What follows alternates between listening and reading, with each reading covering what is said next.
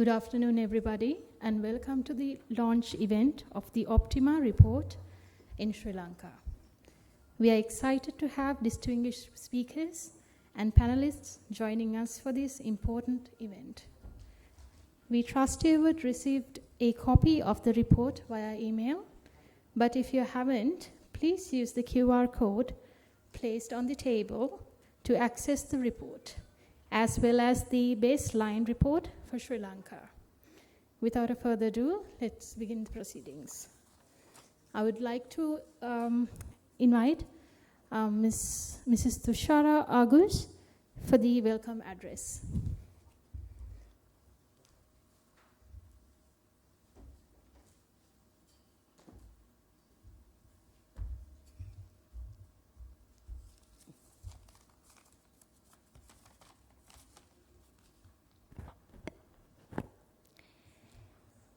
In pursuit of 95, 95, 95, Analyses for impact, efficiency and sustainability of priority key populations HIV services in Sri Lanka. Good afternoon to all of you. That's the title of today's event. It's a true pleasure to welcome all of you to this dissemination meeting of Optima HIV modeling analysis this afternoon. And my welcome address is done on behalf of 4 organizations, namely AFAO, the principal recipient of the Global Fund's regional program known among us as SKPA. Today they are Health Equity Matters, AFAO. And we have the Burnett Institute providing the technological expertise for this particular study. We have the National STD and AIDS Control Program. And finally, the Family Planning Association of Sri Lanka, for which I work for. Therefore, the welcome address is actually on behalf of all 4 organizations. We are delighted to welcome the distinguished guests who are present today. First and foremost, Dr. Mahendran Arnold, Deputy Director General of Public Health Services. Dr. Janaki Vidanapathirana, Director, NSSCP. Consultants and all medical colleagues from NSSCP. We also have the Global Fund program represented by some of the staff members. I'm happy to welcome all of you. We have the technical working group members who worked for Optima, including community members. A huge welcome to you, and the panel members who have kindly accepted our invitation to be here among us. Welcome to all of you. And finally, not forgetting the community members who have always been a support and strength in our endeavors. So for those of who you need a peek to what Optima report is, I will just give a one-liner. This is because in the body of the discussion, bulk of the conversations from Mike, others and Dr. Kumari will revolve around this study. The Optima HIV modeling analysis was conducted by AFAO, that is Australian Federation of AIDS Organizations, the principal recipient of the SKPA program, in collaboration with FPASL, Burnett Institute and UNAIDS, with the support from the Global Fund. The report of this analysis, conducted over a period of time, was finalized with the acceptance of all key stakeholders about a fortnight back. Today's event is designed to disseminate the findings specific to Sri Lanka. It was done in other countries of the regional grant as well, and to build a discussion on how Sri Lanka could reach 95, 95, 95 targets with the key findings that will be of immense value to this journey. So before I hand over the proceedings, I would like to say that I look forward to an interactive, productive session. Thank you.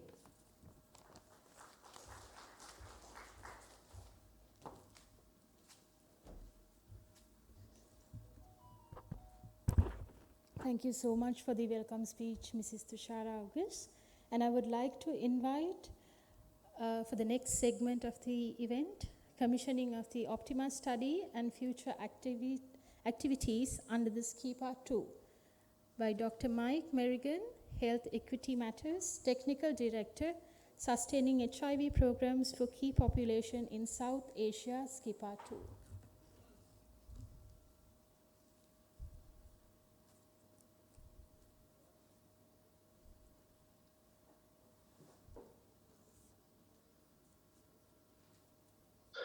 We are delighted to be involved in this activity with the Family Planning Association of Sri Lanka, NSACP, and all other colleagues in attendance. So a very warm greeting to you. And this session today is really the culmination of a very long process, which started probably in SKPA 1. So the former project before SKPA 2 was SKPA 1, and that finished in June last year. And I'm sure we were talking about Optima modeling even in that project. And it's really an important focus for us as a baseline activity in the new SKPA 2 grant, because it's all about sustainability. And a big part of sustainability is financial sustainability. And within financial sustainability, an important topic is how to optimize expenditure. And in other words, how to spend money smartly and not waste it. And in terms of getting the biggest impact on the epidemic. So we're very lucky to have Burnett Institute, our technical partner, with us today. And they'll be presenting the findings of the modelling. And this modelling has been through the technical working group, and we're very grateful to have an excellent technical working group that has been involved in the process throughout. And I really encourage everybody today to ask as many questions as you can, really dig deep and make sure these results meet your expectations and are what Sri Lanka really needs at this point in the epidemic. So without further ado, I thank you very much and hand back to the team.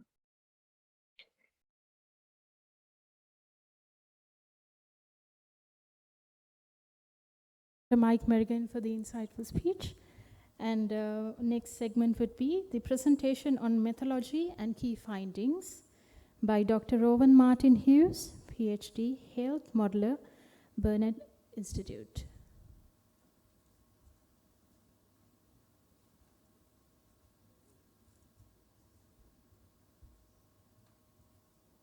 The chance to present this on behalf of Burnett Institute and my colleagues, and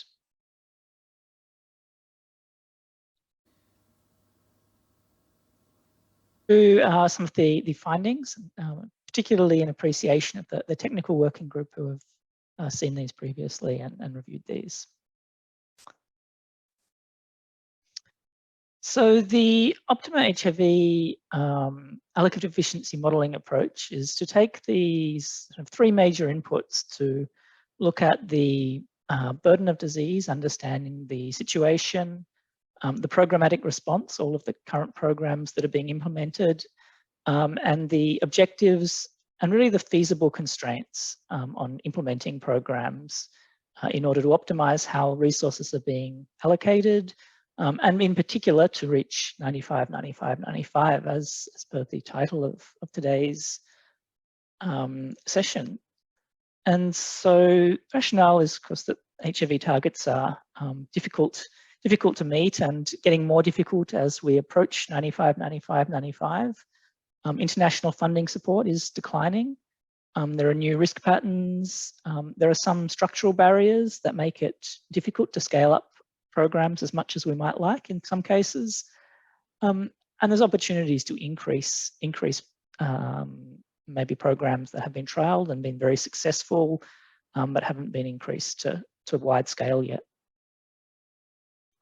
So the process has been, so the key questions really here are, how can current HIV resources be allocated to minimize new HIV infections and deaths? And how can we close the gap to reach 95, 95, 95 targets, and what will it cost? So we've started with this epidemiological and cost data. We've looked at the modelling of how to spend both the current level of budget or increased or decreased levels of budget, because we're aware that the amount of resources is uncertain in the future. We've looked, working with the NSACP and the technical working group especially, looked at the prioritisation and the feasibility constraints and how this aligns with the National Strategic Plan for these programs in order to generate this investment case at different budget levels. And we hope that this feeds into the discussion. I'm looking forward to hearing about the discussion of how this feeds into ongoing sustainable funding for key population programs. So our 4 scenarios are a minimal resources scenario where we look at what happens if external funding sources are removed and not replaced, which would result in a reduction in key population HIV prevention programs. A business as usual scenario where we look at if current funding allocations were maintained. An optimized spending scenario where this is really the best we can do with the current resources if these were to continue in coming years. And then what would we need to do to get within reach of these 95 targets?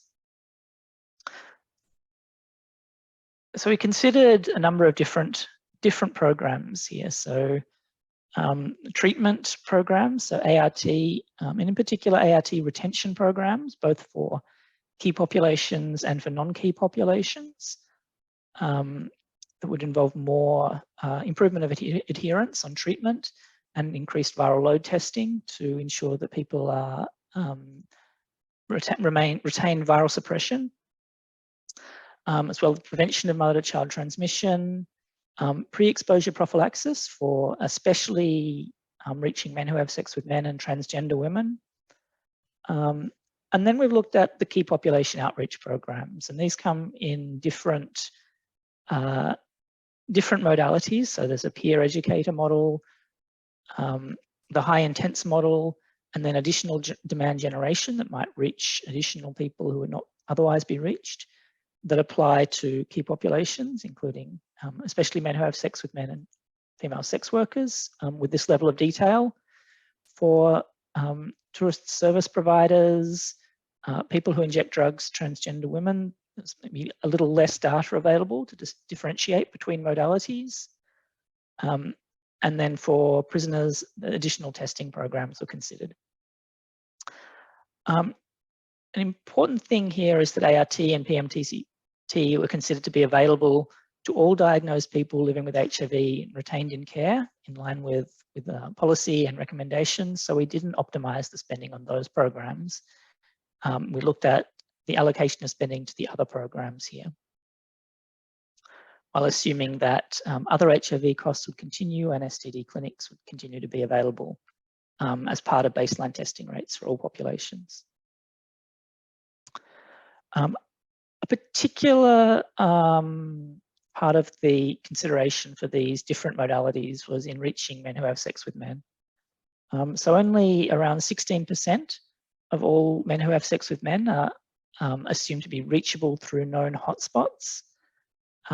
This is in line with the AEM modelling previously and discussions. And then the other 84% of men who have sex with men are non-hotspot based and may need to be reached with alternative modalities. And so the peer educator program has very effective repeated engagement in some regions with people who have existing beneficiaries in known hotspots, with a high intense model reaches new clients through network-based model of identifying people living with HIV and focusing more on those networks. Demand creation is virtual outreach as an add-on to existing modalities, in particular to high intense. And both programs include both physical and virtual outreach. It's really important to note when we did this optimization that there's only a quite small portion of this spending that we could consider. So the optimizable HIV programs only constituted around $1.5 million US dollars out of the, or 13% of total HIV spending of 11.7 million, with 56% of spending being on these what we call non-targeted HIV programs, which does not mean that they're not effective, but health system strengthening, strategic information, supportive environment that we can't directly link to a direct and quantifiable impact on HIV transmission. So the optimizable programs are 13%, including HIV prevention programs and retention programs. So the first scenario is this baseline scenario. And this one is very closely aligned with the prior country modelling through AEM using 2021 data as I think completed in 2022, which includes 88% of new HIV infections being amongst key populations, a very concentrated epidemic, only 12% in non-key populations. And primarily 57% of new HIV infections are estimated to be amongst men who have sex with men. So that's why there's so much of a focus on how to reach more of that key population more effectively with HIV prevention programs. And as part of this modelling, from 2022, there's a projection that new HIV infections will continue to decrease, but also be levelling off, having decreased quite significantly since 2005. And so more will be needed to continue that decrease. So we looked at the minimal resources scenario. What are the consequences of defunding HIV services for key populations? So this is the red line there. So if we continued the ART spending and PMTCT spending, but decreased this HIV prevention programs, it's likely to lead to a rebound in new HIV infections and to change that downwards trend.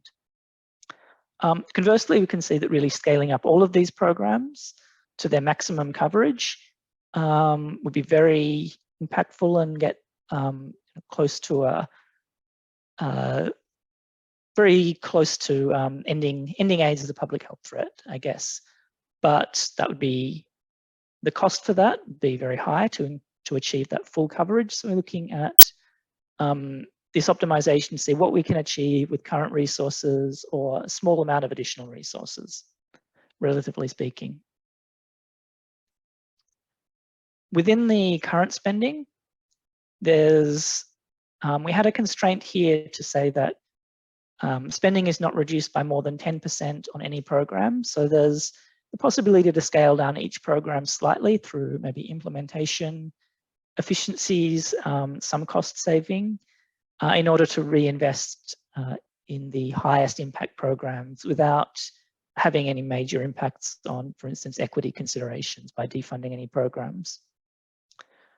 So this optimization prioritizes reinvesting those savings into really focusing on the second and third 95. So the ART retention for key populations to maintain people on treatment, and enhanced viral load testing to maintain viral suppression as being the highest and most effective, cost-effective priorities in terms of really retaining somebody on treatment is cheaper than diagnosing a new person. With some additional limited additional investments, so looking at up to 25% or 50% additional spending on HIV prevention programs for key populations.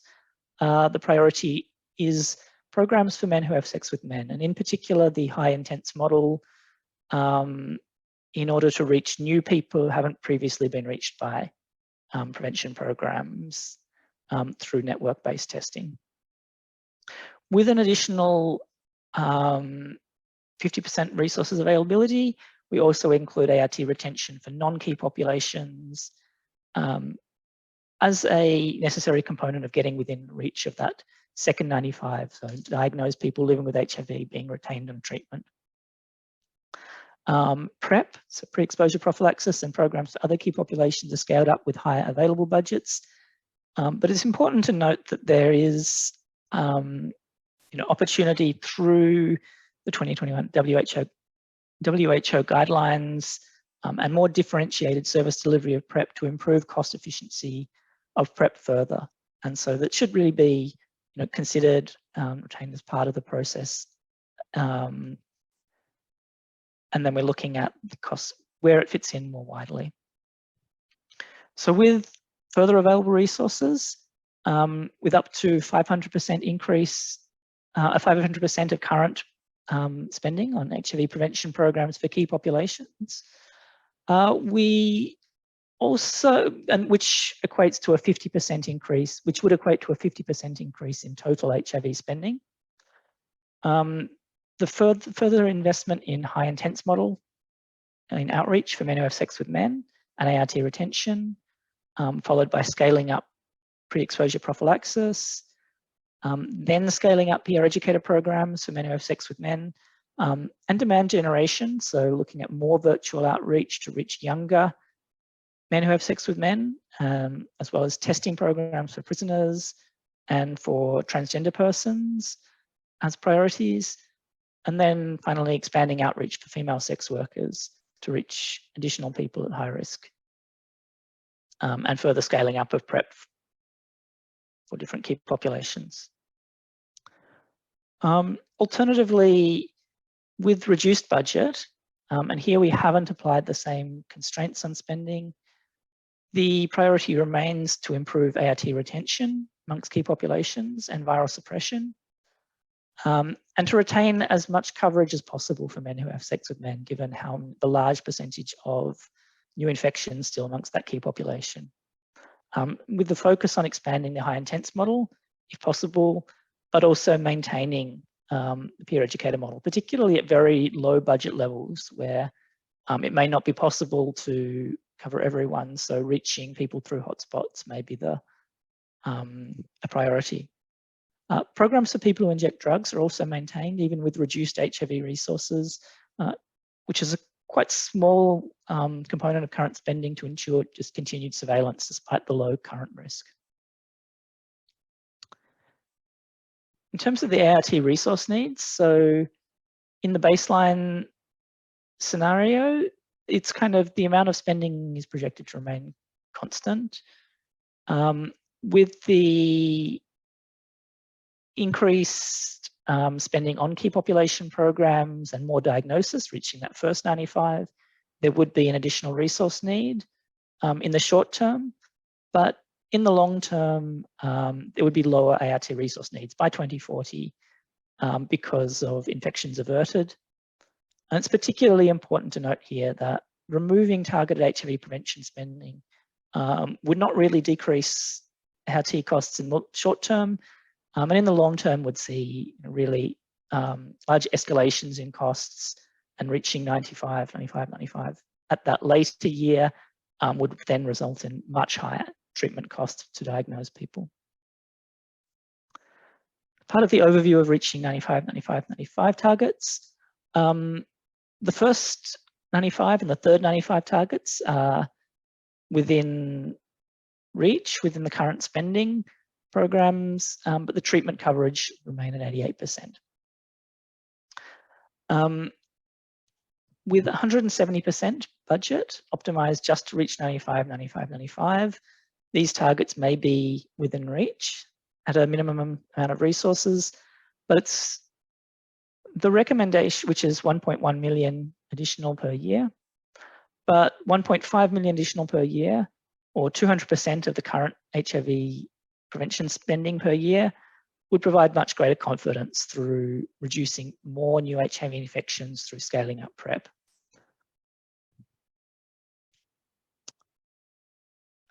So this is the optimization to reach 95 at 170% spending, which would equate to an annual increase of less than 10% of total current HIV spending at 1.1 million per year, and could avert approximately 31% of cumulative new infections and 17% of deaths over the next years until 2030 compared to the baseline.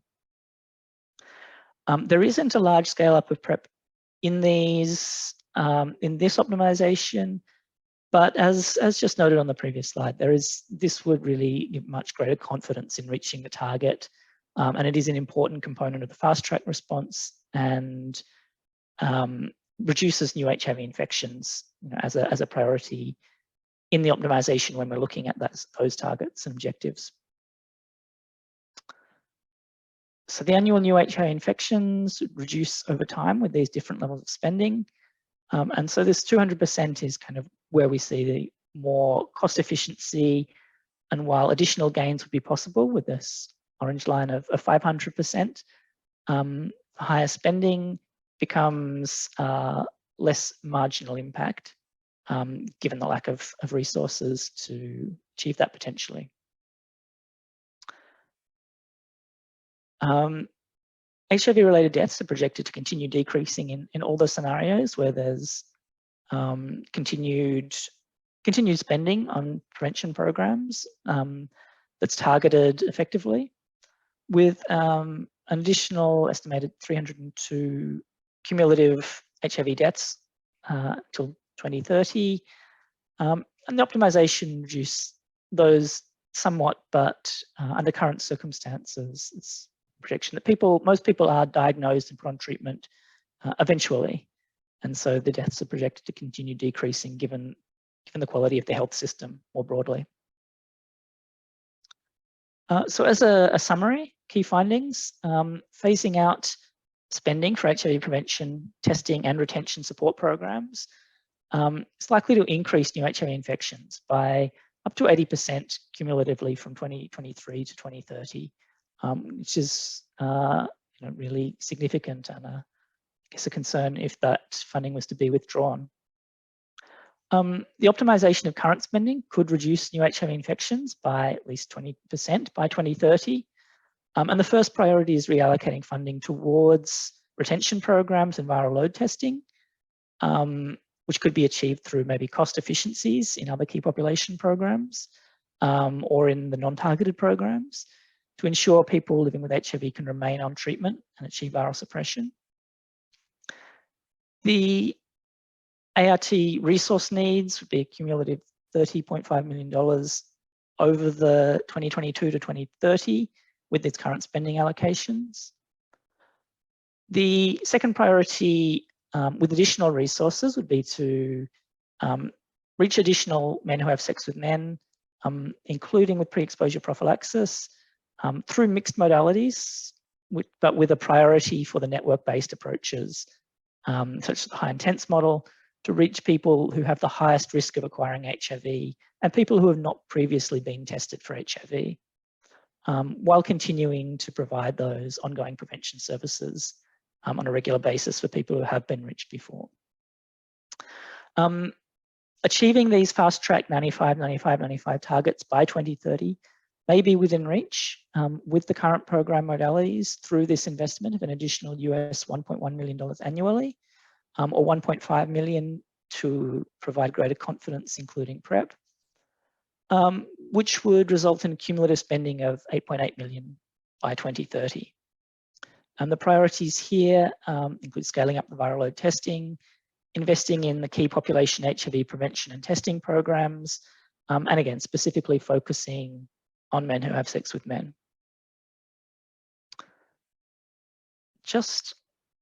There are some limitations here, and this is, I guess, why we focus on that additional spending, including PrEP, because the economic crisis has increased uncertainty in the findings, and also uncertainty in some of the barriers to achieving saturation. Conversely, there have been some temporary disruptions to programs that have been reflected in the inputs around retention.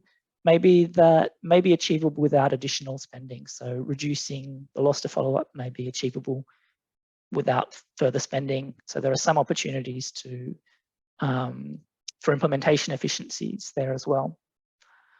There's also, this was calibrated to the AEM using 2021 data. There's been a recent increase in detected HIV cases in 2022. So this looks like an improvement in detection, but it's alternatively that there is an underlying higher rate of new HIV infections, which might change some of the projections and cost effectiveness slightly. But I don't think it would change the prioritization given what we know. And also that these findings, we assume an immediate change in spending, and we don't consider the importance of equity, and that's why we had constraints like that 10%, no more than a 10% decrease in program spending within the current program allocation, current spending allocation. And thank you. I'll leave it here with the acknowledgements. Yeah, and particularly thank you to the NSACP, FPA, the Health Equity Matters, UNAIDS, VICE, and other consultants who have contributed to this work, and the technical working group. Thank you. I would like to thank Mr. Rowan Martin on the presentation. Moving on to the next segment would be the presentation of Optima Allocative and Implementation Efficiency Study by Dr. Kumari Navaratna, Allocative Efficiency Roadmap Consultant, SKPA 2.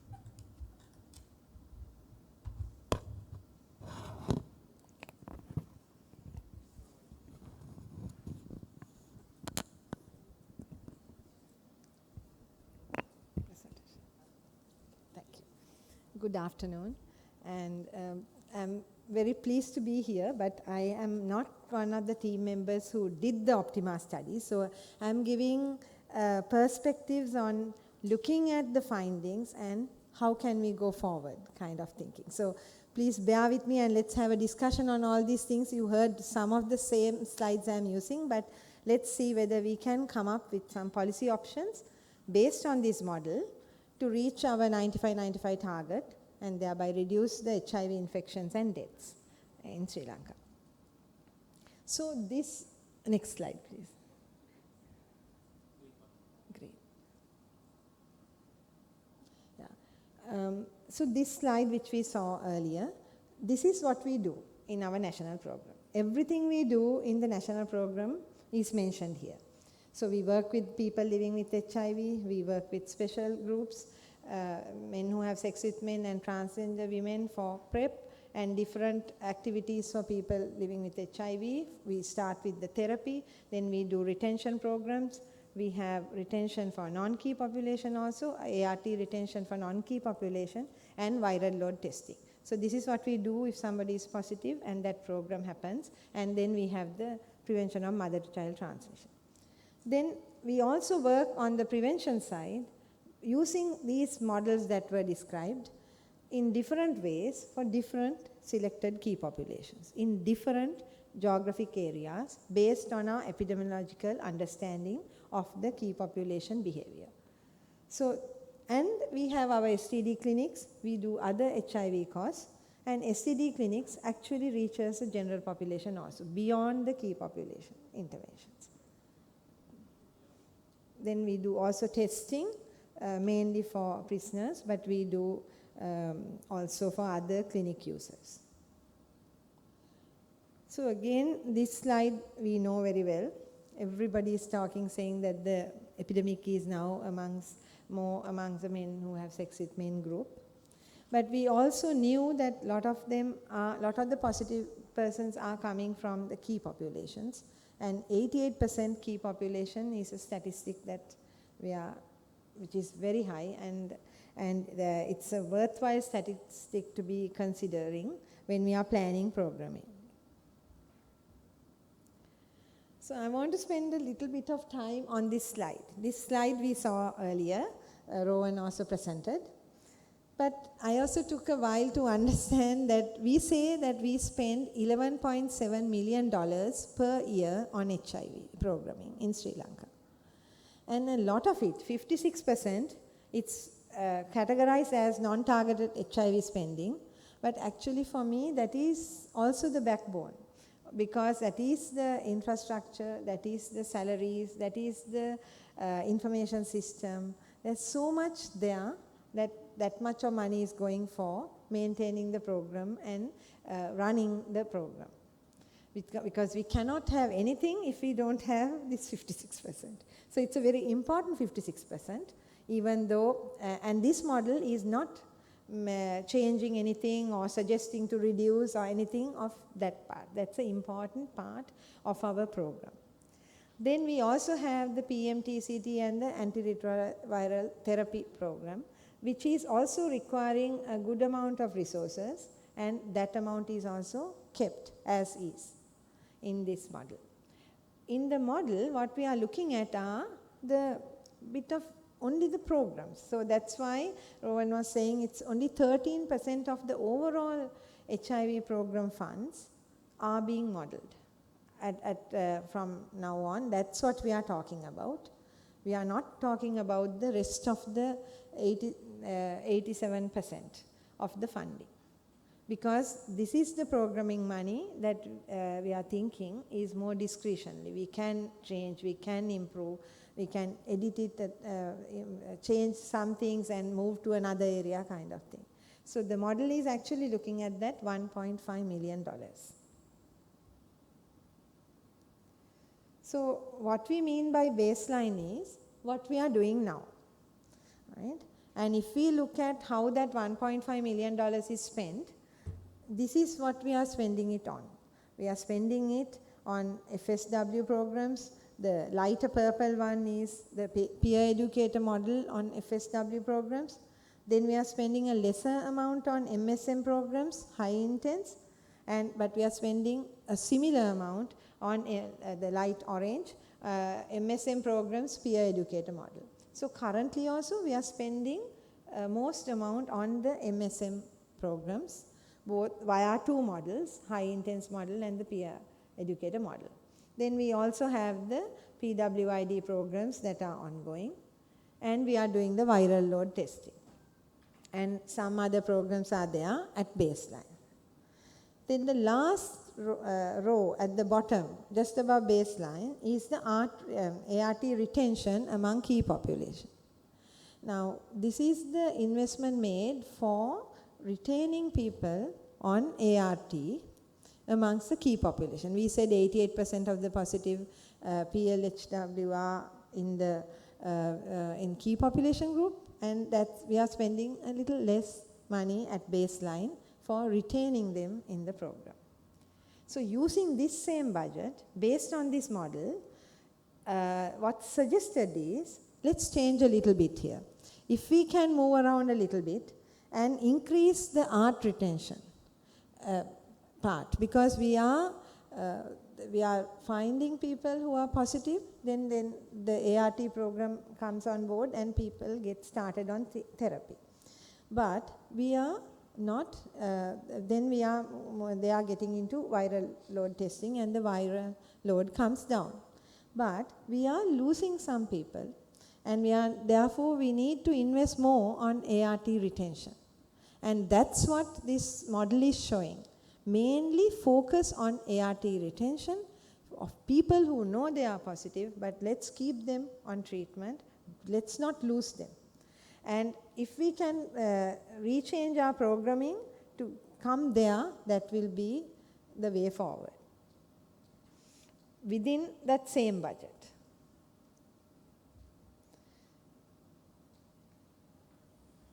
Sorry.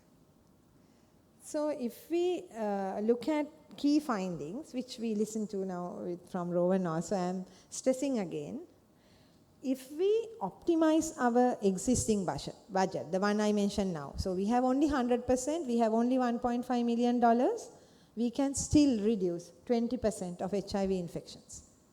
So it's like if we don't have money and we have only this amount of money, we can do a change. So it's still worth focusing on our programs and doing a little bit of fine-tuning on our program. And then if we increase our budget, only this discretionary budget from 1.5 million, if we can increase it by 1.1 million, that is 170% increase. But it's not for the total budget. It's only for those program budget that we spoke of. We can achieve 95, 95, 95 by 2030. So we are really not talking about a lot of money.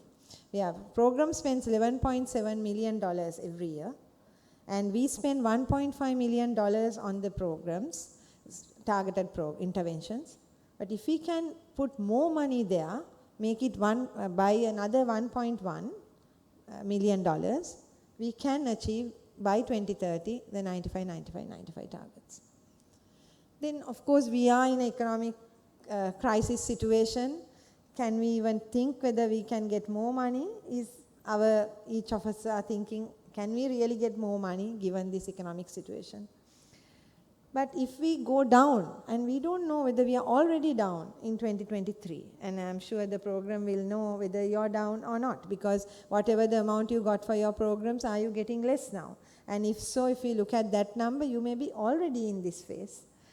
Then we can reduce still HIV infections by 10%, but we have to optimize it well. So the key, given those three scenarios, we have to move our program to ART retention among key populations and the viral load testing. So we are doing that, but is there another amount of interventions we can add to do ART retention? Is there space for different ways of working within this amount of resources? And we know there are gaps in viral load testing. Can we improve that? That has to be given our situation, with current spending, we have to focus that.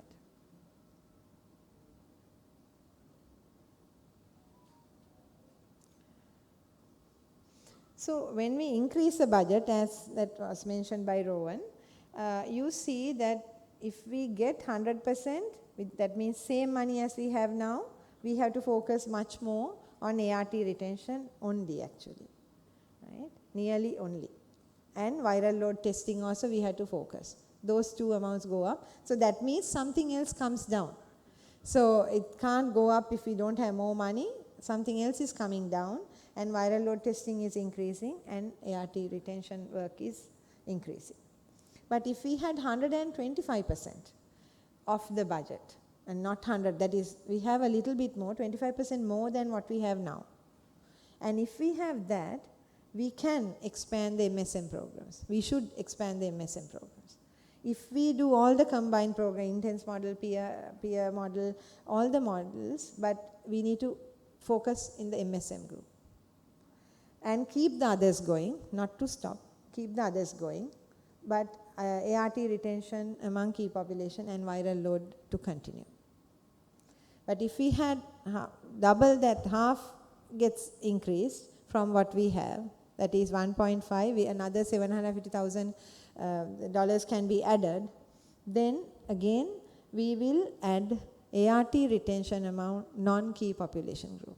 So we really need to have more money to work on the non-key population group for retention, ART retention. So focus on ART retention amongst key population. If we have less money, if we have a bit more money, let's also focus on the non-key population for ART retention.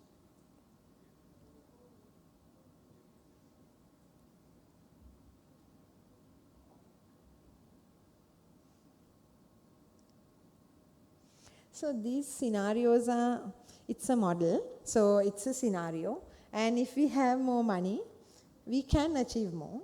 But also it's interesting, even if we have 400% or 500%, we are really not changing our programs that much. And our impact also will not, like just because we got 4 times the money, we don't need 4 times the money. We really, that's what the model is showing. Don't need so much more. We just need to double it. Or 170%. So 3/4 of what we are getting now, we have to increase. And that's what this picture is showing basically.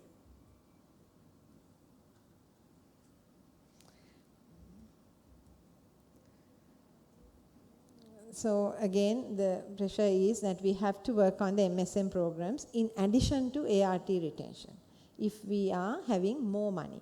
If we have same money, we work only on ART retention with a very rigorous way and viral load testing. But if we have a little bit more money, we add interventions more than what we are doing now to MSM programs while doing the ART retention. So this will also include the high intense programs, PrEP and peer education, all the interventions that are focused on the MSM group.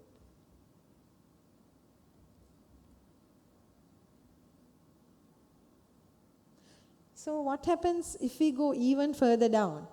Right? We really don't know whether we are here now, whether we were at 90% reduction or whether we are at 50% reduction. I'm sure in the panel discussion you may talk a little bit about this. Where are we now? If we are, or next year, where will we be next year? Can we make the case that with everybody that we do need this amount of money, but we really don't know whether we'll have that. So what will happen and where should we focus our interventions? Again, the point is, even if it's low, further reduce the other programs also, but keep the ART retention programs and keep the viral load test. The pink and the blue at the top and bottom, we are keeping, even though we have less money.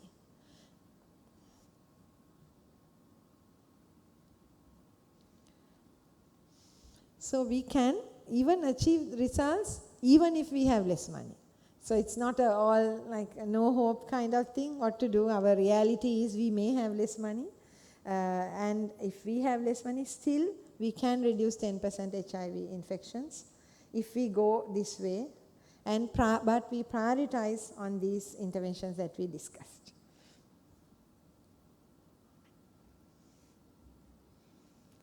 So reaching the 95 target also, we, in the baseline, that is 1.5 million, we know, now the other one is the 1.1 million added, and we know if we add 1.1 million, that is 170% increase, we can achieve 95. Right? We are still not there, we can achieve that. So this graph, again, it's interesting that even if we increase more, we are still at the same level. Right? So we just have to get to this light blue, optimized spending at 100%. We are not able to get everyone diagnosed on treatment. And that is very serious for us. So that's why we want to focus on ART retention and somehow get that group to 95. So we need 170% if we are to achieve all 3 95s. But if we have 100%, we can achieve the viral load. Anyway, we are moving towards that. But we are not going to be able to put everybody who is positive on treatment. So fast track is possible. We can do it. And it's not so difficult to reach. 170% sounds like a big percentage, but it's really only 13% of the total budget should be nearly doubled. It's not the whole budget. And we have to prioritize these 3 interventions. So what are the macro level risks for increased funding? We know we are in an economic crisis, and how can we talk to anybody saying we need more money? Ministry of Finance may very well tell, I don't think we have somebody from the Ministry of Finance just now, but I'm sure Finance will say we have no money. Right? And then we have to really come back and just think how to manage this situation, which may not be forever. It may be time bound and a short time. But that is a real life scenario that we will have to face. Other one is that if we reduce the health sector budget, and that's also very likely, or it can happen, will the HIV program get the attention compared to the other programs? Again, that's not an easy conversation because there are bigger priorities, different groups, and it will be a challenge. It's a risk. And the economic crisis can also push the high-risk populations further away and get more marginalized. And we need to be careful of that.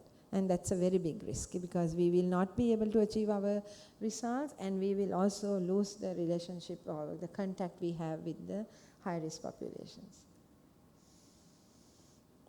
And other barriers, of course, we know, will also further worsen, and it can worsen. And if it worsens, again, we have no access to the high-risk populations. But we have opportunities. Everything, we have risks, but we also have some opportunities.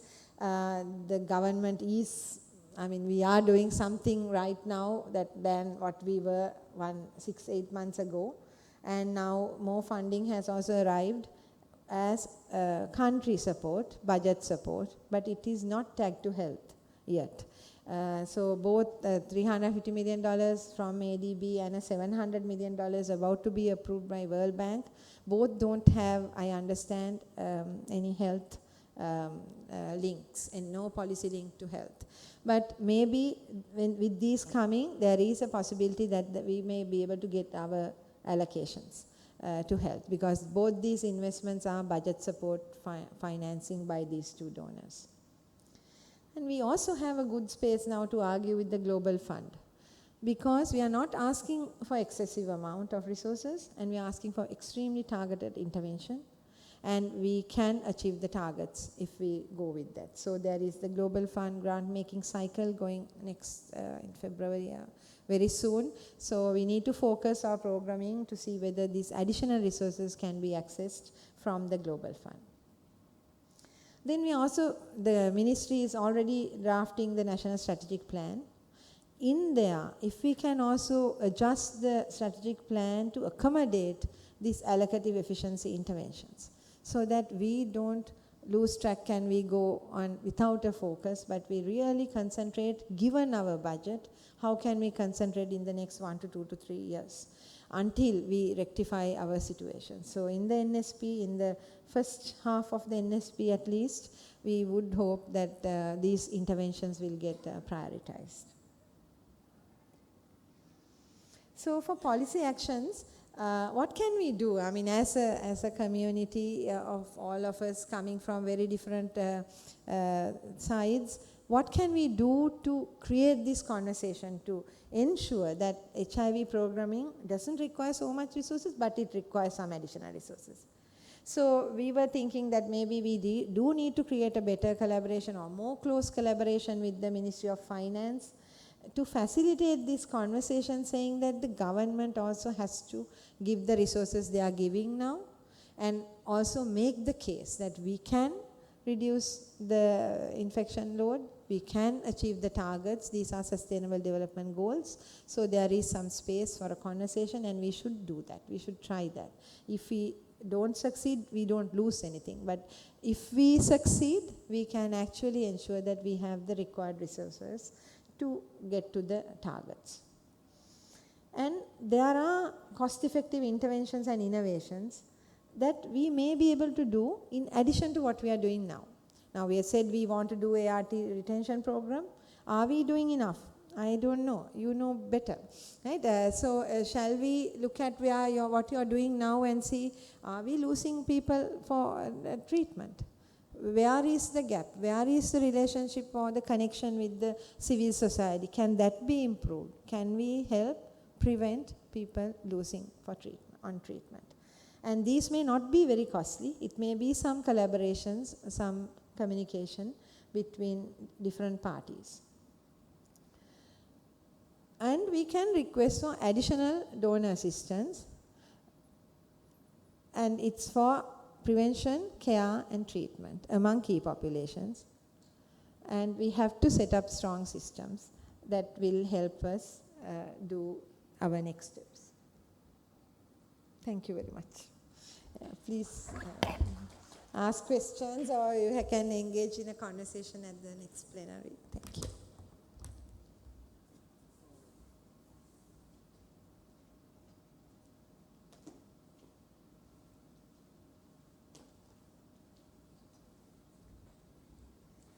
I would like to thank Dr. Kumari Navaratna for the presentation.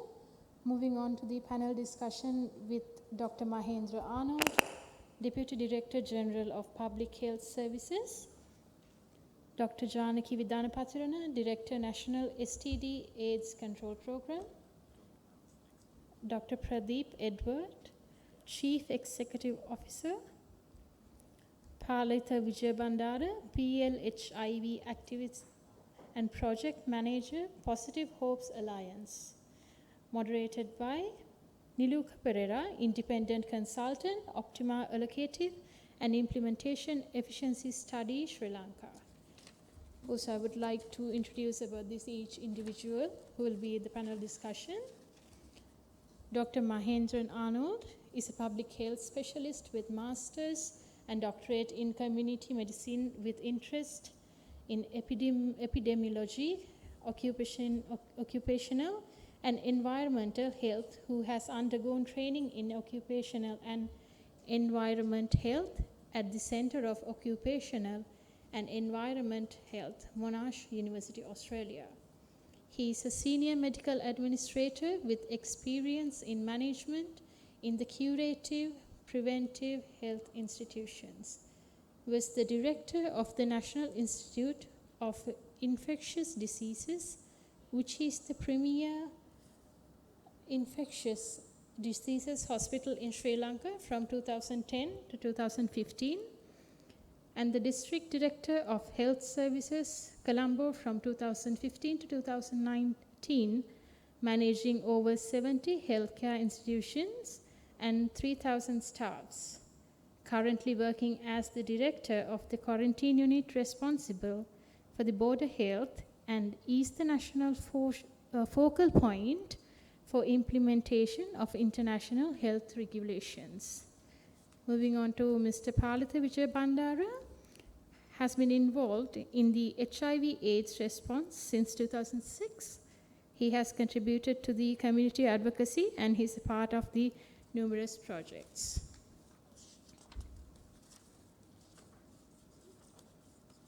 You'll take this one. Good afternoon, everybody. We'd also like to invite Dr. Janaki Vidya Pathirana, currently the director of the NSACP and someone we work very closely with. Dr. Janaki has worked with communities in the past, but presently in her capacity has engaged communities, but also civil society in the future of the HIV response in Sri Lanka. We would also like to invite Dr. Pradeep Edward, who is the Director General Manager of Hema's Capital Hospitals Private Limited. We would like all our panelists to take this moment to walk up onto the stage. We are also moderated by Niluka Pereira, who is currently working with the Diversity and Solidarity Trust, leading their advocacy work, and is also consulting with the Global Fund Advocates Network Asia Pacific in the capacity of Advocacy Programs and Coordination Officer. Will the panelists take their seats, please?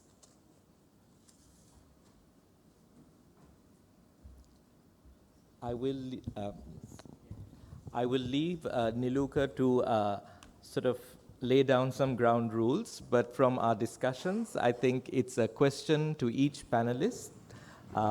Feel free to, of course, speak to each other. It's not a Q&A as such. We'd like it to be discursive. Over to Niluka and the panelists. Thank you. Great. Thanks, Jake, and thank you for all our panelists for being with us here today. So the Optima modeling is all about how do we need to spend our money in the best way possible so that we can get the best results out of it. Precisely what all of us want to do with our pocket money, with our salary and everything. But this is much more complicated because it's about our national response. So today we are going to talk about listening to the Optima modeling and the results. We've seen different scenarios, and last Friday we had a community workshop on the modeling. And every one of us was like, oh, we should be focusing on the 50%, the 75 and 90. That's probably where we are now, rather than talking about the 125 or the 400%, which is quite difficult to achieve, and would be great if we can, actually. So without any further ado, I'm going to give opportunity to our panelists to sort of apply and look at what we have been discussing today with the modeling results and apply it to our response and see where we are. So my first speaker is Dr. Janaki Vidya Pathirana, who has been a great ally of communities and civil society within the national HIV response. Doctor, our target is 95, 95, 95, and to achieve this by 2030. The entire world is gearing towards this effort, but when we look at the global aid spending, we are no way closer to that target. We are way behind billions of dollars in achieving that. On top of that, when we are looking at health financing, UNAIDS executive director, she mentioned last year that with the COVID-19 vaccines, we have created about 14 millionaires or billionaires simply on the profits. But unfortunately, it was public money that was spent in developing that technology in the world. So we are talking about this in a situation like that. Our target is 95, 95, 95, and we know exactly where the money needs to be spent. We know that the infections are among key populations. So how do we do this? We have the new National Strategic Plan on the HIV response coming up for 2022 to 2030. So how do we do this in this context? And what are our enablers and what are our challenges? Thank you, Niloka.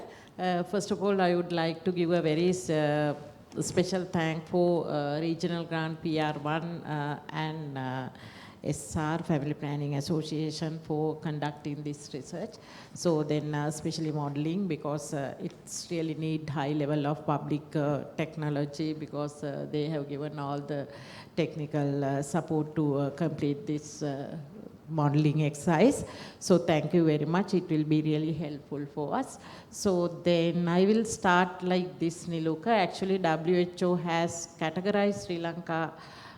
Sri Lanka has high impact and low spending health model at the point of we are giving free health services for at the point of healthcare delivery. So now we have to achieve 95 targets by 2025. It is really quite these things.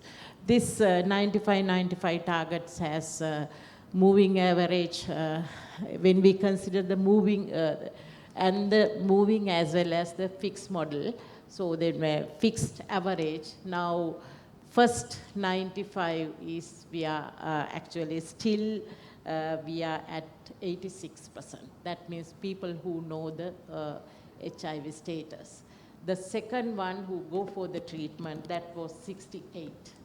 So then third one, now Kumari talk about HIV retention, everything. Those who have suppressed viral load is 69. So from the 69, we have to achieve 95 by 2025. It is quite challenging.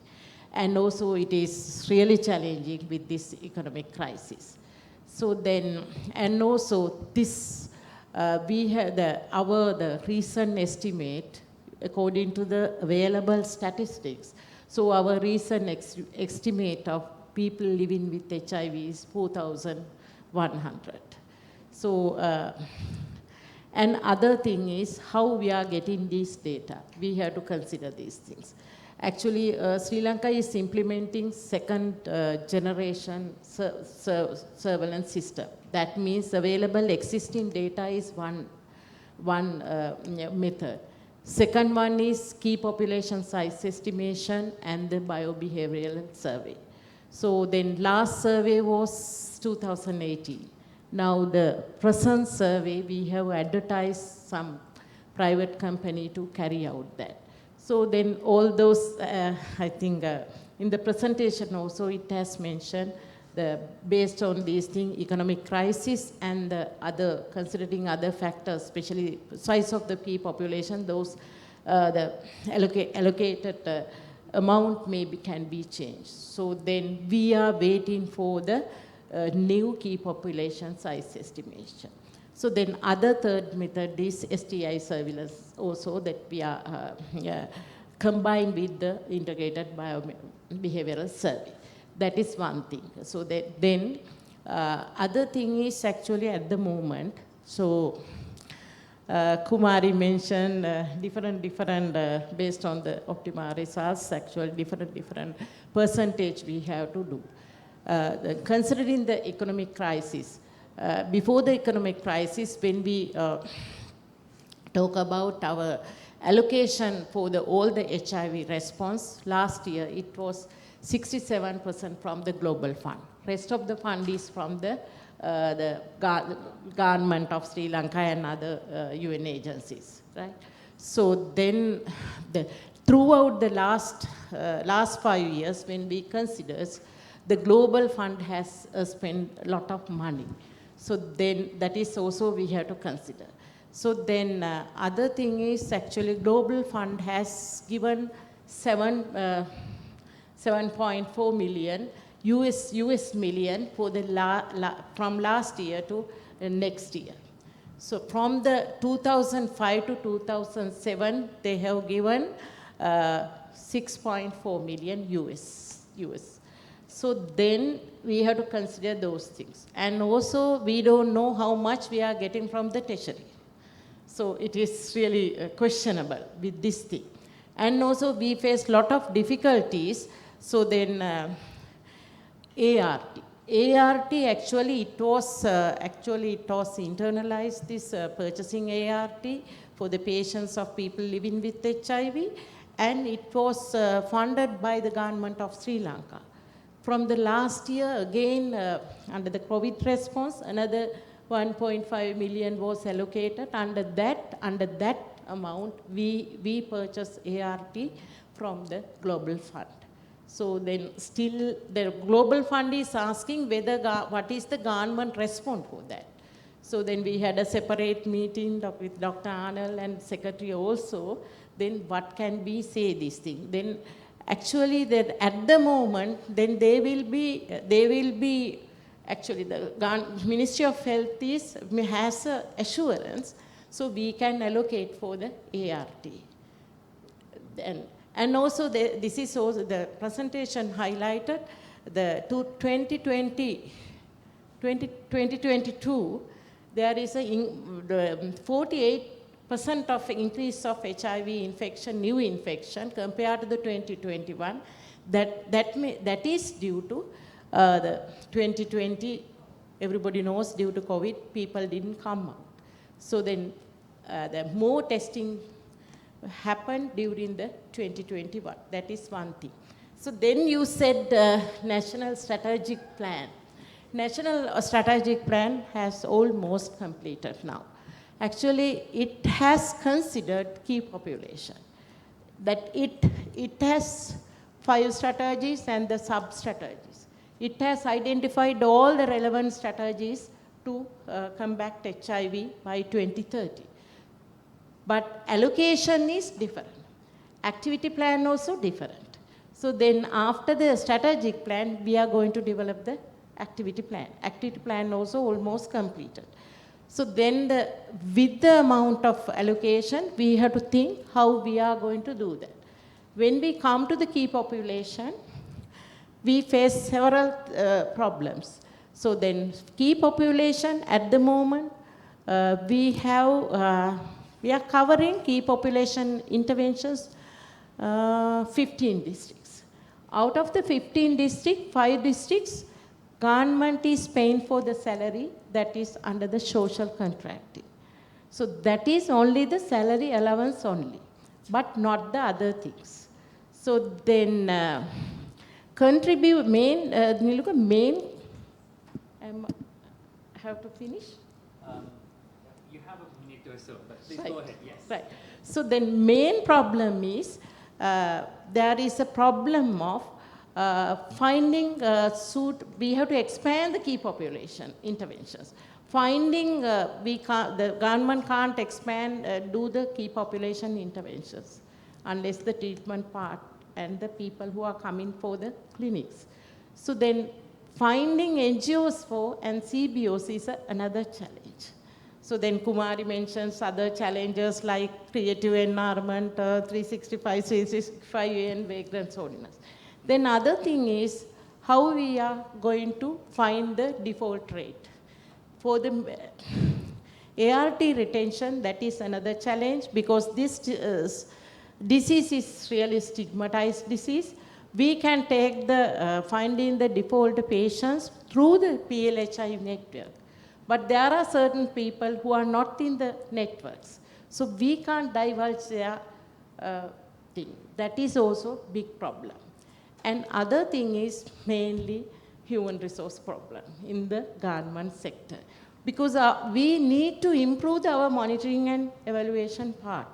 Monitoring part is really essential, day-to-day monitoring to improve this thing.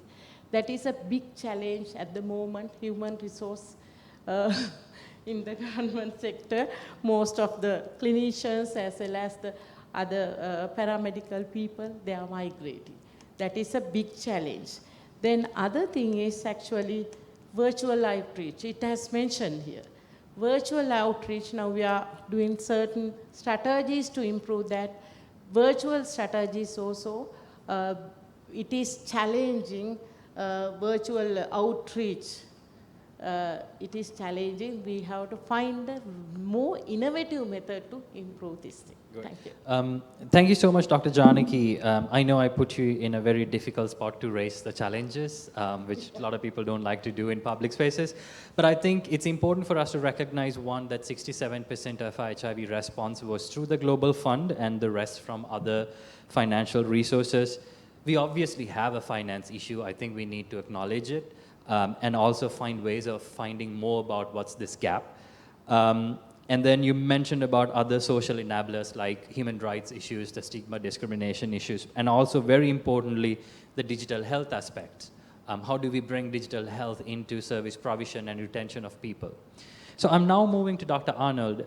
Dr. Arnold, my question to you is from, for you to answer from the perspective of Ministry of Health.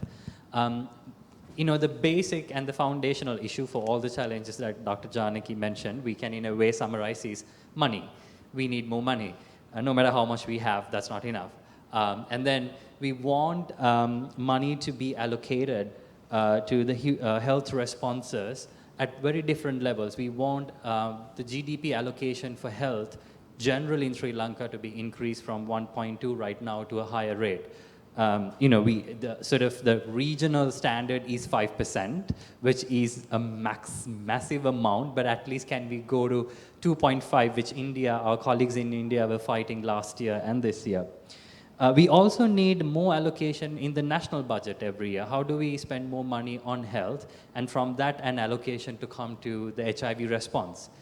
Our finances are it's complicated, but what we actually need then is political will and commitment to put more money where our mouths are.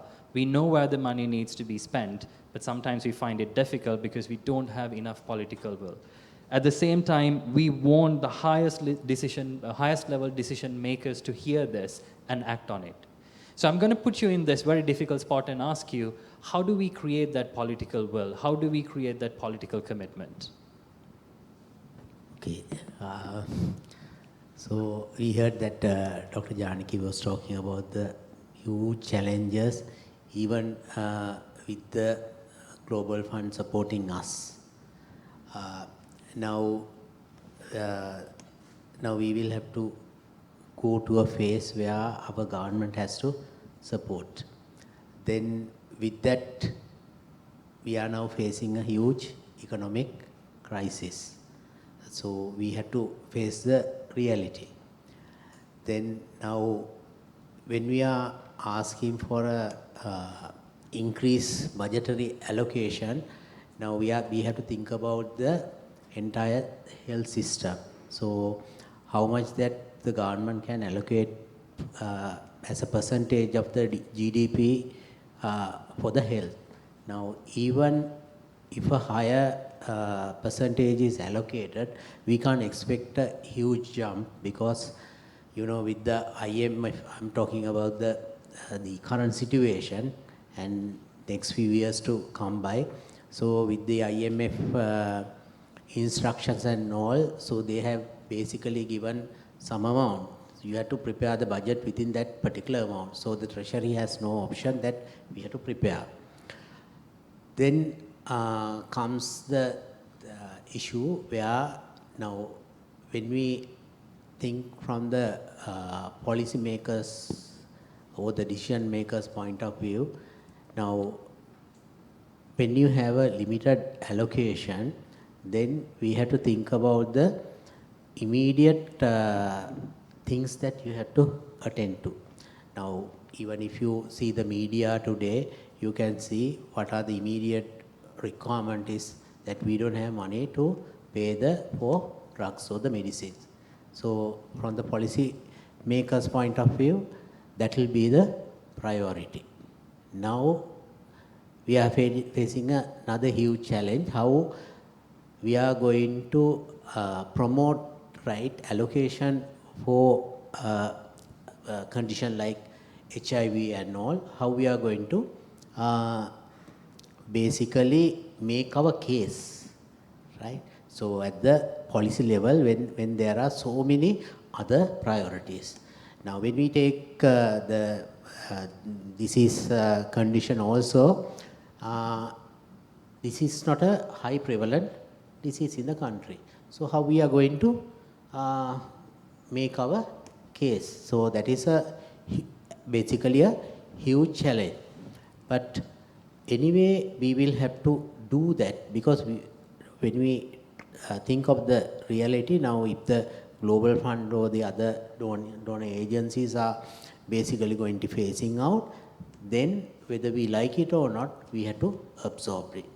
So then in that line only we will have to reach the policy makers. So that also, it should be at a gradual phase. Now, especially when you talk about the budgetary allocation, now initial step should be, we have to address the immediate policy makers at the ministry level. So we will have to reach for the health minister, because he will be representing the cabinet, and these mainly policy decisions will be taken at the cabinet level. So immediate policy level reach should be done at the ministry level. Then the other, from that, now when we are talking about the budgetary allocation, we have to talk with the finance ministry as well as the finance minister to get this allocation. Now, as Dr. Janaki was telling a good example, now even during the recent past, to pay these salaries, we wanted to get some allocation, right? So anyway, we were able to get that because we made a good case to the cabinet, to the policy makers. So it's a matter of convincing the policy makers. So with our strategic plan, with all these, the reality, we have to show the reality that we definitely we have to absorb this, and we will have to show them, if we, to the policy makers, if we don't do this, what will be the right health consequences? Yes, we have to show. Then the next thing is, through that, what will be the economic consequences? How much we will have to spend for treatment if we are not going to address the preventive aspect at this level. So what I see is that we have to address like that. So we have to talk to them in a way where they understand the situation and they are convinced with that, and we will have to show especially when we are dealing with economic thing, we will have to show the economic consequences. So that is how we will have to, through the cabinet, we have to reach the highest level and advocate. Thank you so much, Dr. Arnold, for those comments. We need to showcase sort of the cost of inaction if we do not invest enough. And I think the Optima modeling, it also provides us the information to say, if we spend this much money in this manner, how much new infections are we avoiding and how much new AIDS-related deaths we are avoiding. So we can definitely use that argument to, as you said, reach out to the first level of policymakers like the ministers and make the case. So over to you, Dr. Pradeep. You've heard from our director from the national program and then from Dr. Arnold from the ministry. So challenges and political commitment. And we cannot deny the role of private sector in this. We look at our health expenses annually, and almost 50% of our health budget or health expenses are out of pocket. So we do spend from our out of pockets, and most of that also go to private sector, not necessarily the government. So there is a responsibility from the private sector, but I think it's also sort of a duty and to create this public-private partnership to address this. As Dr. Arnold said, our epidemic is very small. Dr. Janaki also gave the numbers. So as a country, we were able to eliminate malaria. As a country, we were also able to eliminate mother-to-child prevention of infection of the HIV. So we can achieve this, but we need more partnership, and public-private partnership is something that we are looking at. How do we create this, in your opinion and experience? Yeah, so the question you asked me would have been a very difficult question to ask if we didn't have a report of this nature, right? So normally when it comes to the private sector making a decision, right, or how private sector reacts, it is totally on facts, because as you all know, private sector companies operate totally on profit. How much ever they say, that's the reality, that's the truth, right? So also remember, the private sector is also very sensitive to what they do, and they are very passionate of what they do. I think the most recent thing, how the private sector responded to COVID and how they raised their hands up, right? How they came forward, how now you were talking about the human resource not being enough, right?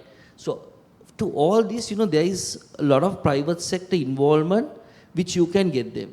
By presenting a report of this nature, if they can justify the cause, okay, this is a thing that we have to put our hands up this year, or in the coming years, these are the companies which will focus on this, right? I think you can have a super partnership, no two words. And I can very responsibly say, it can be also a sustainable partnership, because that could be the next question that come to me. Okay, people will do it, but it will be sustainable. Now, how I can justify this is, you look at things like the cancer hospital, how it operates. It's totally a huge amount contribution coming from the private sector. So it is how this has been positioned and how the message has been touched, right? So this is one example I'm giving you, the cancer trust or the cancer hospitals, how they are doing it. So you see so many fundraisers or so many things, so they put an allocation aside for that. So the same way when it came to COVID, same way when it came to tsunami, which is not relatively a health disease. So there's so many sectors that we can look at.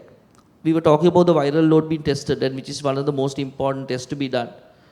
There are 6 private hospitals which runs laboratory chains covering the entire island, right? Why won't you present the report and say, guys, come on, take this as a responsibility and do a set free of charge, right? So it's how we position the message. So I think if you do that, I'm sure those hospitals will definitely have to come forward and do something, because they, when it comes to the private channeling and everything, they make a lot of money there, right? So same way, they are always willing to help, but as far as your cause is justified. So that's another area that we can look at. So hospitals, then the pharmaceutical companies, we have so many pharmaceutical companies in the country. If you want to take the message across, just do. If you can get together with the SLCPA, the Sri Lanka Chamber of Pharmaceutical Industry, which is the private arm. I was the secretary there some time back. You do a partnership with a company like that, an industry like that, and say it is your responsibility. You all are meeting all the general practitioners in the country. If you want awareness, this is another area, right? Because if you take all the pharmaceutical companies, their medical reps are all over the country. They are the people who do these dengue awareness posters, everything in the doctor's chambers. So they can be a source who will carry this message through. So, that's one thing. And again, when it comes to the reagents for this, you can talk to the private companies again. You can talk to them, because see, it is not only the financial money thing that they can give.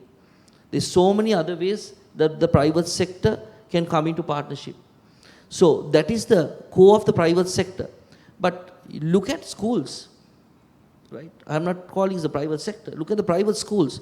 Look at the money they spend when it comes to their sports and all the other activity.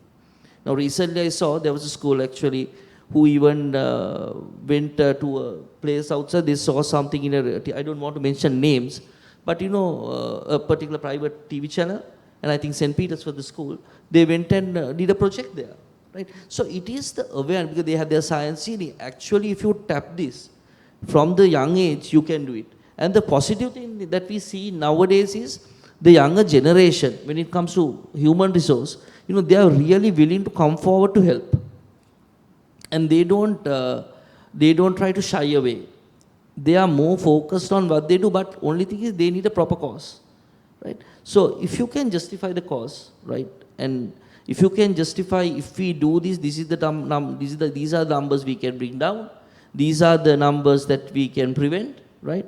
I think it will be a very good case study, and I think it's very interesting to see how this partnership will continue and sustain. So I think in the long run, if this message is going through a good synergy, I think it will be one of the best partnerships, and it will be a case study. Like you said, we got rid of malaria and so many things. I think maybe when 95 is closing, you can just say, this is the way we got rid of this as well. Yeah. And also, I mean, when we look at the Global Fund partnership, private sector is one of the key partners.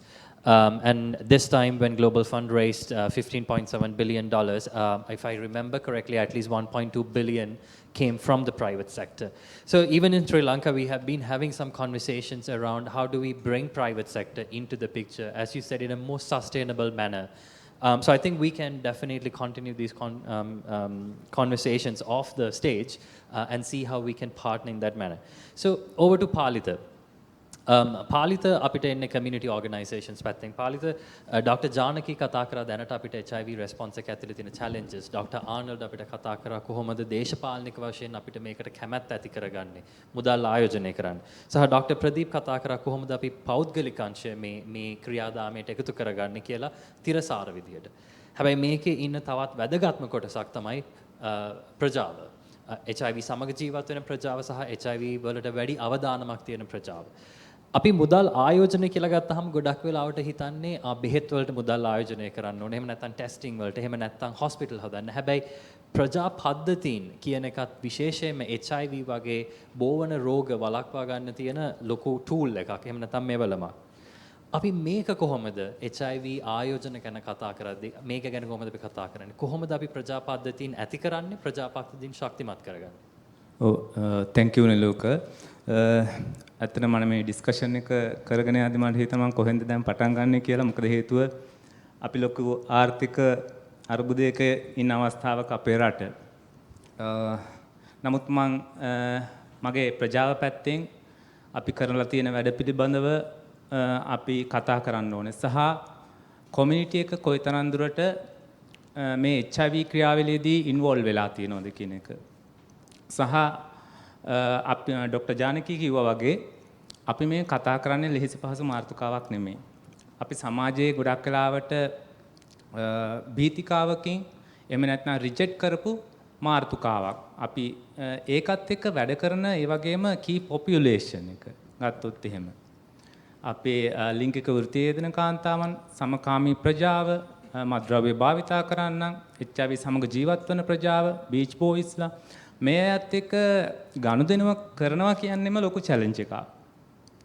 එතකොට මේ අපේ community ප්‍රජා පද්ධතියේ ඉන්න අපේ organisation ටික එකතු වෙලා අපේ community ලීඩර්ස්ලා එකතු වෙලා අපේ මේ ජාතික ක්‍රියාවලියට ගවර්න්මන්ට් එකට ලොකු සහයෝගයක් ලබා දෙනවා මේ වැඩපිළිවෙල පහසු කරන්න. ඒකචර ලේසි නැහැ. අමාරු කාර්යයක්.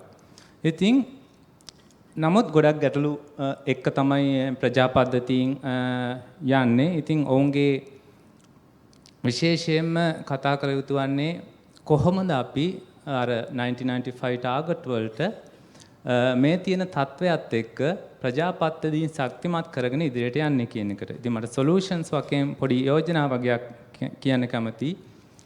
දැනට සමහර අවස්ථාවලදී අපිට හමු වෙන opportunities ප්‍රජා පද්ධතීන් වලට හමු වෙන opportunities ගවර්න්මන්ට් එක පැත්තෙන් ඒ දේවල් වලින් අපි කොහොමද මේ opportunities හරියට භාවිතා කරන්නේ ප්‍රජා පද්ධතීන් වලට වැඩි දුරටත් ඒකට අවස්ථාව ලබා දිය යුතුයි. ඒ විතරක් නෙමේ opportunity එකක් දුන්නට ඇත්තට මේක වගකීම් සහිතද ප්‍රජා පද්ධතීන් එක ගන්න එක්සැම්පල් එකකට ඕගනයිසේෂන් එකකට හෝ යම් කිසි දෙයක් ඉන්වෝල්ව් වුණාම ඒකට යම් කිසි වගකීමක් දීලා එයාලගෙන් ඒ වැඩ ටික ගන්න ඕනේ. මොකද මේ ප්‍රජාපද්ධතීන් වල ගොඩක් වෙලාවට අවුරුදු ගාණක් වැඩ කරපු කට්ටිය ඉන්නවා. එක්ස්පීරියන්ස් තියෙනවා. ડોක්ටර් කතා කරා වගේ අර මානව සම්පත කියන එක. මානව සම්පත මේ කොමියුනිටි එක තුලත් ගොඩක් තියෙනවා. එතකොට අපි කොහොමද මේ දැන් අපි මුදල් ගොඩක් වෙලාවට රට තුල ප්‍රශ්න තියෙද්දි අපි කොහොමද මේ සම්පත් භාවිතා කරන්නේ අපේ ගවර්න්මන්ට් එකත් එක්ක එකතු වෙලා. ඒ දේවල් අපිට ඒ වගකීම් සහිතව ස්ථිරසාර භාවයකින් යුක්තව කටයුතු කරන්න පුළුවන් අපිට මේ විදිහට ඒ මානව සම්පත යොදාගෙන. අනිත් එක තමයි දැන් අපි ප්‍රයිවට් සෙක්ටර් එකත් මෙතෙන්ට ඇවිල්ලා තියෙන හින්දා අපි කොහොමද අර කිව්වා වගේ ඒක ලින්ක් එක හදාගන්නේ. අපි මේ සේරගොල්ලම එකතු වෙලා දැන් තරුණ කට්ටිය ඉන්නවා අපිට උදව් කරන්න. එතකොට අපි කොහොමද මේ ප්‍රජාපද්ධතියෙන් ශක්තිමත් කරන්නේ ඉදිරියේදී මේ ඇති වෙලා තියෙන අඩු මුදල් වලින් අපි කොහොමද වැඩි ඉම්පැක්ට් එකක් ලබා ගන්න කියන එකට. ඉතින් ඒ වගේ නව ડોક્ટર ජානකී කිව්වා නව ක්‍රමවේද භාවිතා කරන්න ඕනේ කියලා. අනිත් රටවල් වල කොයි වගේ ක්‍රමවේදද භාවිතා කරලා තියෙන්නේ. එතකොට අපිට මේ දේවලුත් එකතු කරගෙන ප්‍රජාපද්ධතියෙන් ශක්තිමත් කරගන්න වැඩසටහන් අපිට ගේන්න පුළුවන්.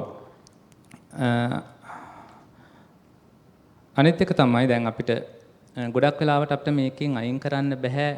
අපි කොච්චර කිව්වත් අපේ ප්‍රජාව දැන් අර ඔප්ටිමා මොඩියුල් එක දිහා බලද්දී වුණත් අපේ සමහර කොමියුනිටි කට්ටිය කියන්නේ අර මුදල් ප්‍රමාණ අඩු වෙද්දී තමන්ගේ කොමියුනිටි එක මෙතනින් හැලෙයිද? එතකොට අපි කොහොමද ඇත්තටම දායකත්වය දෙන්නේ මේ නැෂනල් රෙස්පොන්ඩ් එකට? මොකද අපිට කාවත් හලන්න බෑ. මේක හරියට චේන් එකක් වගේ. මේක හරියට අර රිලේ එකක් දුවනවා වගේ. එක්කෙනෙක් අතින් මේ බැටන් එක ගිලිහුණොත් ඒ මැච් එක අපිට වින් කරන්න බෑ. ඉතින් ප්‍රජාපද්ධතිය බිඳ වැටුණා කියන්නේ ඔවුන් සමහර වෙලාවට මේක දාලා යන්න පුළුවන් තැනට આવොත් එහෙම අපිට එතන ලොකු ප්‍රශ්නයක් ආයි ස්පේස් එකක් මතුවෙනවා. එතන හිදසක් තියෙනවා. ඉතින් ඒ හිදස ෆිල් කරන්න නම් අපේ ප්‍රජාපතිනින්ගේ ධාරිතාවයන් වර්ධනය කිරීම, ඔපචුනිටිස් ලබා දීම, ඒ වගේ වැඩසටහන් කිරීම තුළින් මම හිතන්නේ අපේ මේ ටාගට් එකට අපිට ළඟා වෙන්න අවස්ථාවක් තියෙනවා. Thank you, Palitha. අපි ලෝකේ පුරාම හරිම ඵලදායි සහ effective HIV interventions බලුවත් අපිට ගොඩක් තැනක බලන්න පුළුවන් වෙන්නේ හොඳ partnership එකකින් අරන් යන වැඩසටහන් තමයි ගොඩක් ඵලදායි විදිහට වැඩ කරන්න කියලා. So I'm asked to wrap it up. I have 10 minutes, which also puts a lot of responsibility on you to keep on time. මම panel එකට අවස්ථාවක් ලබා දෙන්නම්. මම අපි පාලිතකෙන් මුලින් පටන් ගමු. පාලිත මෙතන පාර්ශවකරුවන් කීප දෙනෙක් ඉන්නවා. ප්‍රයිවට් සෙක්ටර් එක, රජය සහ අපේ NSACP එක.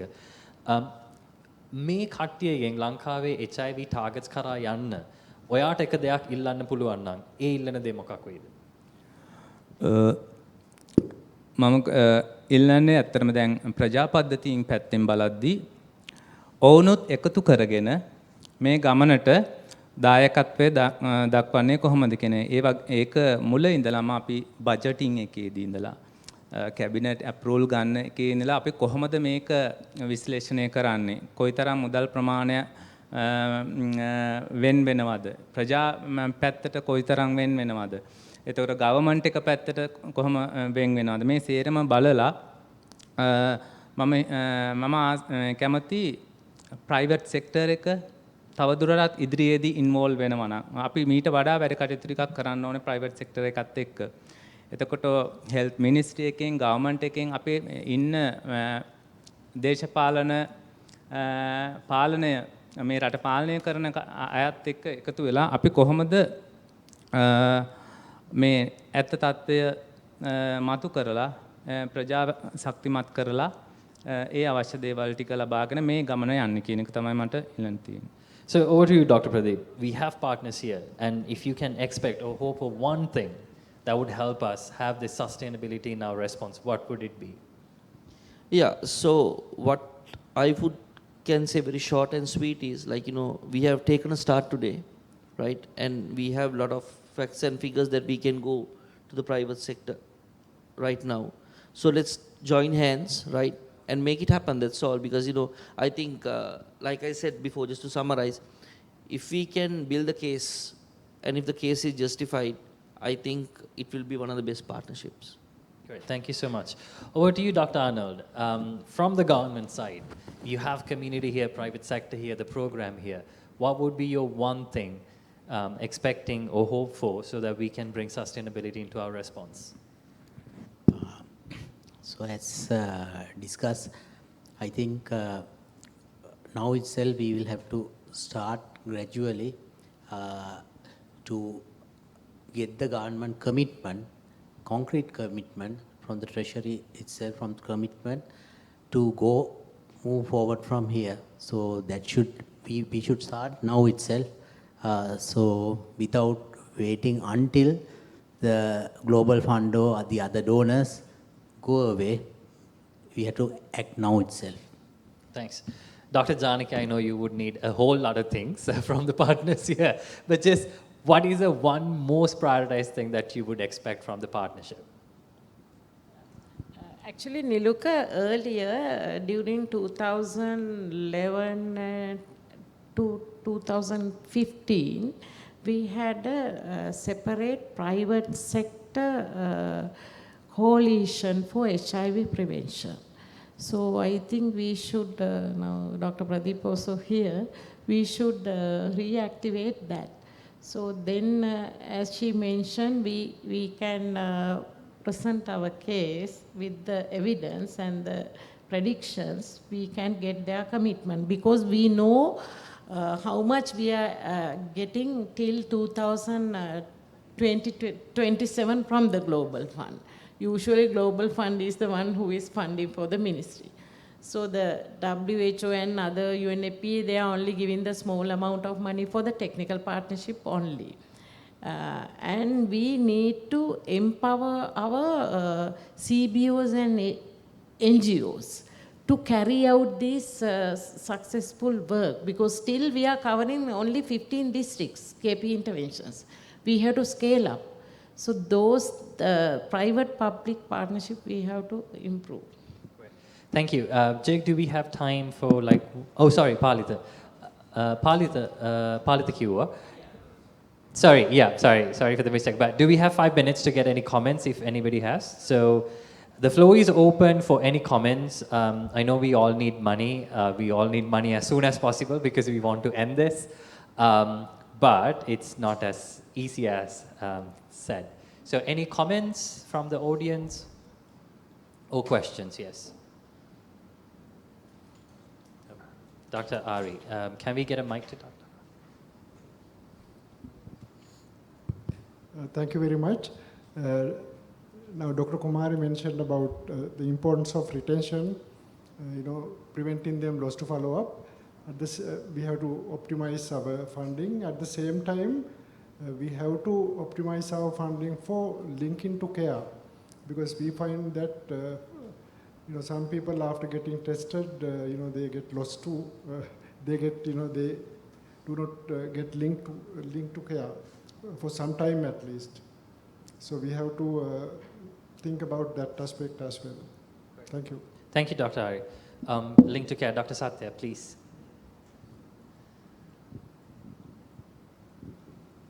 Good evening. Thank you very much for the report. I have certain important questions. So the one thing I would say, there are Dr. Kumari's presentation, there were 2-3 slides I would like to ask, but I didn't have opportunity. Slide number 2 and 3, I will directly ask from her. And regarding this Optima analysis report, you have always talked about the financial part of it. So are there any opportunity that you can link the finance plus programmatic aspect, like accreditation of KP interventions? Like, the KP intervention quality has to be improved, like communities have to be involved. So the UNAIDS target also, their community participation of nearly, I think, 80% or from 30 to 80%. So accreditation of these NGO CBOs and the KP, the workers is important. So within next 3 years, we need to do that in order to get the treasury to funds or extend hand to fund the program without any questions. That is one of my comment.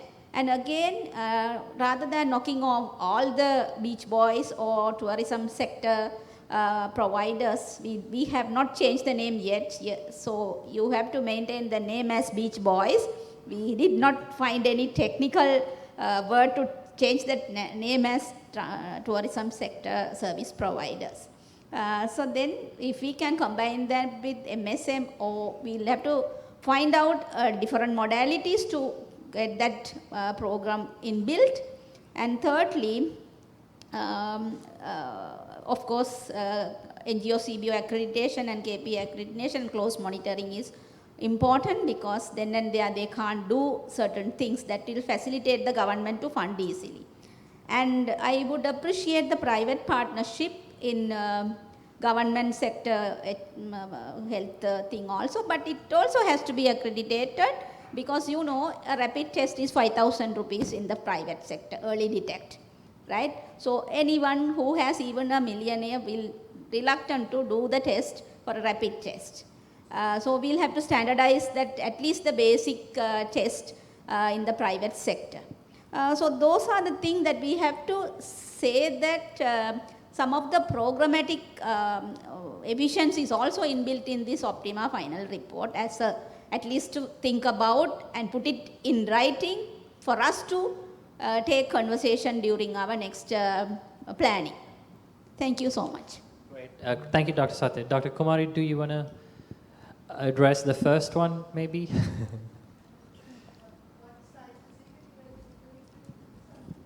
Yeah, this tourism sector providers, we have only, beach boys, we have only one model. We don't have high intense model for that. Okay.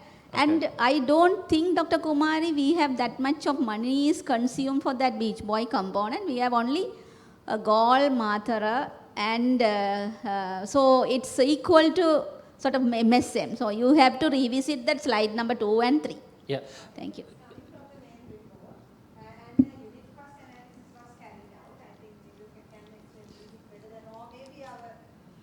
Yeah, so Dr. Satya, I think this whole argument also came up during our community workshop. Like, you know, if the money goes down, why should we cut off sex workers or beach boys? And one of the rationales we had was that this is only sort of a suggestion, but even our colleagues from CSDF and organizations that are working with beach boys, they talked in length about why these programs should not be cut off, and that, you know, we can use this modeling as an indication, but we should use our expertise and experience to make the decision. Yeah. That's one. Beach boys, the term, during the consultations, there was a huge cry from the community organizations to change the term, because they felt beach boys is a bit stigmatizing, so tourism service providers is better. So we will ask them to come and see you and work with the national program to change this terminology. Thank you so much. Dr. Kumari. On this, not cut off, I also don't believe that it's a cut off. It's refocusing to see whether we can improve the ART retention amongst that group or something. Something that the CBOs and CSOs are not doing that much now is to support the ART retention program, what Dr. Ari was also mentioning. Those same sectors, whether they can help in that or some rethinking. Exactly. Strengthen their partnership and continue the program. Yes. The treasury can know that we are doing a perfect job to pay them. Exactly. Exactly. Yeah. So thanks. Manju.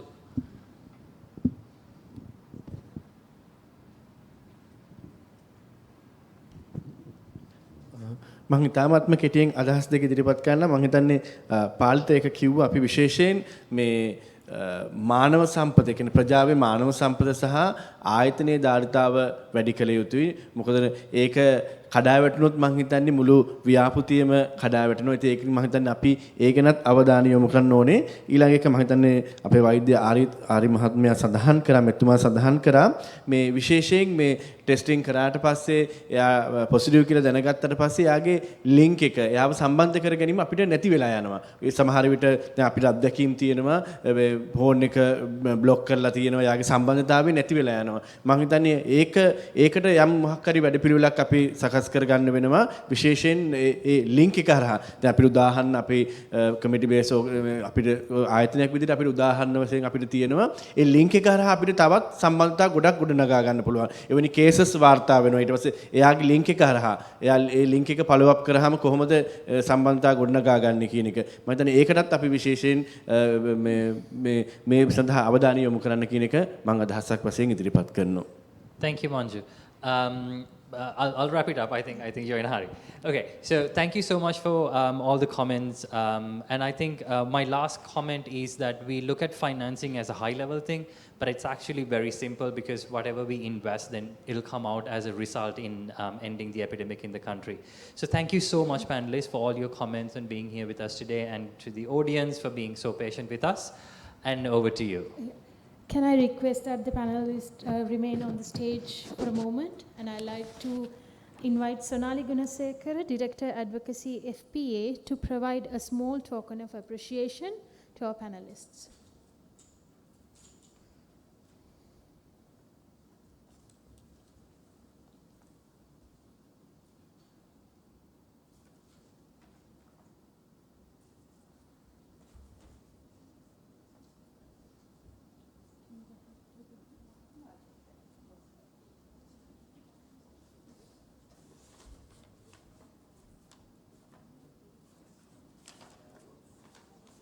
I'll take.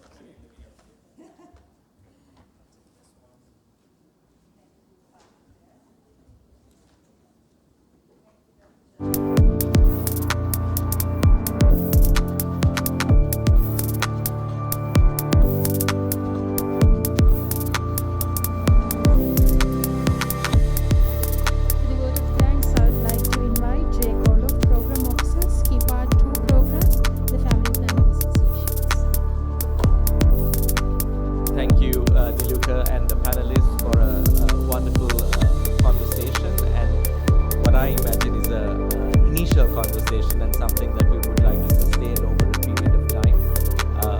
The conversation or some of the comments made were very well received, particularly about social contracting, but also accreditation standards. In terms of next steps, I just want to say that